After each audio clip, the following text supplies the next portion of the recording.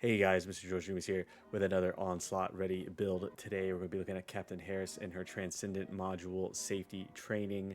If you find anything today useful or learn anything, feel free to like the video, comment down below, and maybe consider subscribing to the channel to help support channel growth. Without further ado, let's get into it. So first we're going to talk about safety training. Safety training is a transcendent module that changes her 2 and her 3 to give herself and allies a protective barrier based off of your max HP. You can see in the 4th column down, protective barrier, it is based off of your max HP and the amount of enemies that you hit. The most that you can gain extra is an extra 55% off of hitting 11 enemies at once. This is with both her 3 and her 2. You can stack these together, but with all my testing, I can't get the protective barrier to be bigger than that max, regardless of which one you use to achieve that. Using these will keep you alive, and if your teammates are close enough, it does work on them as well, but I've never found an efficient way to do that unless they were like getting a res, and I showed up last second. I was able to spray them with this so they can get the res off easier. Here's a little demo of what this is going to look like. Right now, I have a little bit of toxin already pre-stored up. That's her special resource. Enemy in front of me, as you can see, look at my shields. I have 671 shields, and I have 1 buff active right now. When I hit the enemy with either my 2 or 3, 2 things are going to happen. First, you can see that I have this green health bar now. That is the overshield, and on the left side of my buffs, you see that buff that looks like a shield, like almost like a paladin symbol. That is the overshield buff. Looking at the ancestor mod, Captain Harris is a non-crit based descendant. So to maximize your damage, you're going to want fusion skill power boost ratio and toxic skill power boost ratio. That is priority 1 and 2. If you want a third option, skill cost or defense are really good. You could also swing HP because she has HP scaling, but we'll get into that in a minute. Looking at the trigger mod, we are going to run a battering ram. This mod is a debuff to enemies. It reduces their defense and all resistances, including toxin, based off of your max defense. It also taunts enemies and does a little bit of continuous damage, but we do not care about the damage part. We care about the debuff part. Another popular choice that I could not find to be very useful in Onslaught is Steel Vanguard. This does an AoE ring when using a clash ability based off your reactor and your max HP and shield for bonus damage. In Onslaught, it just wasn't getting the job done. Everywhere else, this is what I would run. But in Onslaught, battering ram is what you want. Alright, looking at the mods themselves, for damage purposes, we're running Focus on Toxic and Toxic Amplification. This gives us a lot of Toxic Skill Power Boost ratio. We're going to be running Increased HP and Stim Accelerant. Captain Harris does not use MP, so this is free HP, and the reason that is important is her abilities give bonus damage based off of her max health. We're going to be shooting for 30,000 to get the maximum damage bonus. We're also going to be running increased defense and shield charge. This gives us extra skill power based off of her total defense. We're aiming for about 200,000 defense, and as an added bonus, this helps keep us alive. Some utility stuff, we have Nimble Fingers for cooldown, MP Conversion for cooldown, and skill expansion. A little extra note about the ancestor mod here. The third option I run is skill cost, but let's just pretend that that third option was max HP. You would drop the max HP and put maximize conversion here. And if we pretended that skill cost was defense, you would drop the increased defense and put maximize conversion here. Ultimately, if you don't have any of those, you would still run the increased defense and the increased HP and just eat not having the skill cost down. That is more of a nice benefit than a requirement. I do want to go over how Captain Harris works and as well as what this is going to look like. This is going to be a little bit deeper than I normally go over because Captain Harris is a bit strange in how she works and a little confusing if you don't play with her enough. So first things first, her passive ability. She gains different buffs based off of how much of her special resource, which is called toxin, she has saved up. If you look at her special resource bar, it's divided into thirds. They are not equal, but each one's important. Right now, if you look at her passive ability icon next to your 4th ability, it's not lit up at all. I have 0 buffs because her toxin is at 0. Now, as you use abilities, your 1 and 2 specifically, you're going to be building toxin, and this is what it looks like. So now I have the level 1 effect. If you look over on the left side of my screen where my buffs are, you will see the toxin continuously re-procking, because every half second it re-procs. Now, here's the cool part. When you enter level 2, you now gain her second buff, but her first buff will time out. So you have to manage all 3. So right now I have both. Here in a second, the first buff will go away, leaving me with just the second buff. If you keep climbing, you will gain the third buff. What you want to constantly be doing with Harris is draining and refilling your toxin to maintain all 3 buffs. Now, what exactly are those buffs? So the first buff you're getting is the most important. So I try to run with my toxin levels low because this is like the priority. You get cooldown decrease 20%. This helps out the build massively. You get skill duration and you get damage reduction. All super important. Like level 1 is an amazing buff. Number 2 is your best condition. You get max HP. You get an extra 80% defense, which because of shield charge translates into more damage. You get a little bit more damage reduction. Now the toxin overload is 70% or higher. You gain melee weapon attack, which we don't really care about so much, but you do get skill power increase an extra 30%. That is the 3 buffs, and this is why you want to maintain all 3 for as long as possible. Another concept for Harris I want to go over, because I think a lot of people don't understand it or even aware that it's there, is how her 4th ability works and the amount of damage they're wasting by not using it properly. So if you're not aware, her 4th ability is kind of like her big damage move. When you use it, it applies a debuff, which is very important. Each time the beam makes contact, they gain 1 stack of this, up to 12 stacks. What this debuff does is when they receive melee damage from you, it does bonus damage based off of your skill power. What this looks like in terms of damage is about an extra 100 million damage off of just the skill power side of it. What does this look like in practice? Well, it looks something like this.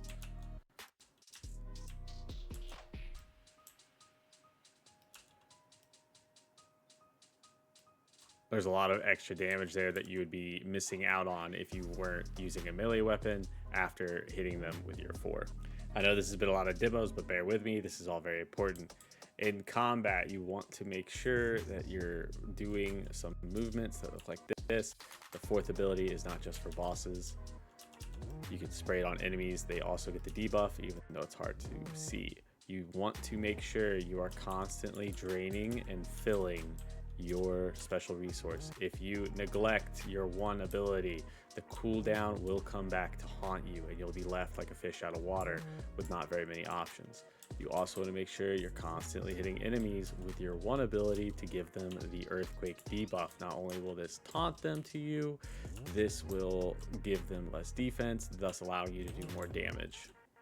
All right, now to the fun stuff. The reactor. On Harris, she can use tech or fusion, but to get the most damage out of her 4, which is your big damage, you're going to want a toxic fusion reactor. I run skill cooldown and fusion skill power boost ratio. For a component set, I'm actually going to be running Plague. If you're unfamiliar with how this works, it gives you a little bit of tech skill power boost ratio on the 2-piece set, and on the 4-piece set, it gives you toxic skill power boost ratio for free. And then as long as you're acquiring custom resource, it gives you an extra 21% on top of that. So this is just pure damage for toxic descendants. The part where it says you have to be acquiring a custom resource, this does work if your resource is full. It does reproc. It used to not, but if you think it doesn't, it does now. The cores we're going to be running for are max HP and defense. This gives us the most damage possible with both our shield charge that we're running and her HP bonus damage. If you're wondering why I'm not running Hazmat, it's because it's not a full HP set. This does not allow us to reach that 30,000 HP, even though this does give us some bonus damage. In every way imaginable, Plague is better for the same result. All right, looking at the weapons that we use with the build, I run Shadow with melee attack, melee toxic, additional attack chance, attack damage, additional attack damage. It is a multi-hit weapon, so you want as much multi-hit damage and chance as you can possibly get. For the readjustments, I'm running melee weapon attack, melee toxic attack, additional attack damage, and additional attack chance. Looking at the mods of Shadow, so first, the easy stuff, Exquisite Sword for additional attack chance and weapon attack, Brawl for attack chance and range, Sweep for piercing modifier and some range, faster attack speed for attack speed, Hardened Reinforcement for just pure damage, increased range for range, Double Edge Extension for additional attack damage and a little bit more range, and then Toxic Enchantment for the toxic damage. Now for the special mods, we're running Veil Analyzer because in Onslaught there's plenty of bubbles that need popped, and Defense Master. Defense Master gives you a bonus 130% defense when defeating an enemy, and with Battering Ram there's no ceiling on that debuff. So the more defense you have, the less resistance enemies are going to have, which equals more damage. Unfortunately, shield charge is capped a little less than 200,000, so you're not going to be getting any benefit there.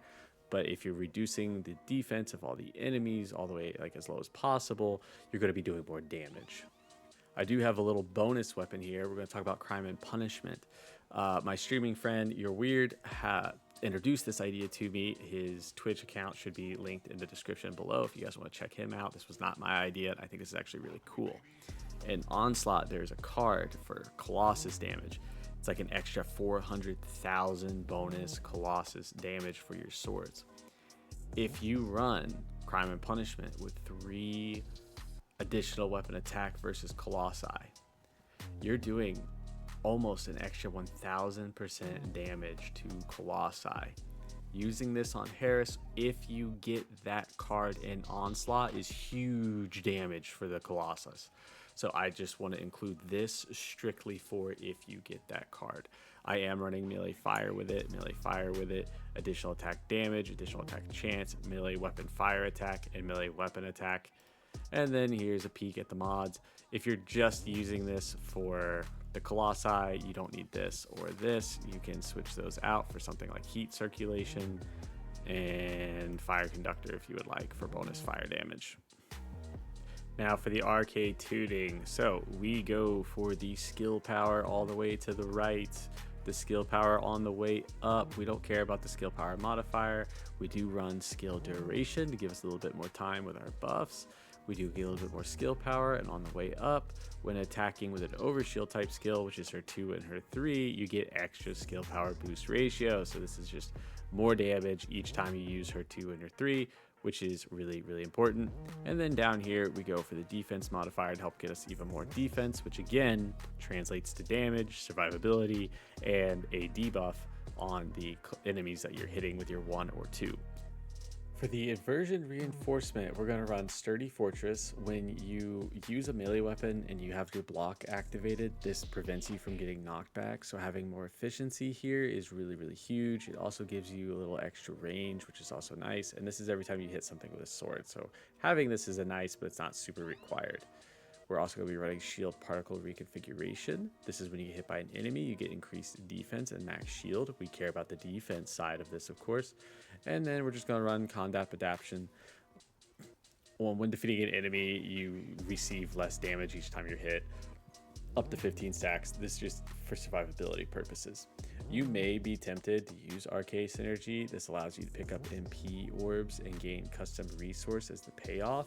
This is really bad when you're trying to drain it on Harris, so this actually will bite you more than help you. Now, cards in Onslaught that you want to look out for this build. The defense one, it's like 900 bonus defense while you have shields. Huge, because I am very positive that takes the enemies down to 0 resistances and 0 defense if you have that active. So that one's pretty huge. Anything that gives you skill power is huge. So anything like picking up orbs gives you skill power, rolling gives you skill power, or grapple gives you skill power. Go for those. The outgoing damage modifier ones, the grapple, the rolling, or the outgoing damage up 100%, incoming increased by 50%. You have so much overshield. I take that with Harris every time because it's just free damage. those would be my recommendations of what you want to look for. What you don't want is you don't need more HP, you don't need more shields, you don't need crit damage. So avoid those cards. And because if you're going to use the crime and punishment thing, consider taking the Colossus damage card, because you could use that with crime and punishment to get like big damage against him at the end and help out your team. Some final thoughts. Maintaining your 3 buffs is so important. It might take you guys a while to get used to that. I was averaging anywhere from 15 to 30 billion damage using this build. That doesn't seem like a whole lot compared to some other people, but when you're considering that you're debuffing, that doesn't just help you, that helps your whole team. So it's not just going to be you doing the damage, it's going to be your team's going to be doing more damage. So that's something to keep in mind with this, is you're playing a support and a damage role. This also enables you to get recovery. If like a teammate goes down in public queue, I get all kinds of reses with this build. I believe in the gameplay I'm showing you, I grab a couple of reses off of 2 Inezes. And you can even see, even with 2 Inezes, I'm still doing, I think I finished with 30 billion damage in this video. So it's a very good build. It's very fun if you want to use Harris. And I think it's a good change compared to the meta. But as always, if you guys found anything in this video useful or informative, or you have questions, please comment down below. I will answer whatever I can. Consider liking the video and subscribing to the channel to help us grow. I do appreciate everybody here today, and I hope you guys enjoy Harris as much as I do. And until next time, I hope you guys all have a great time in Onslaught.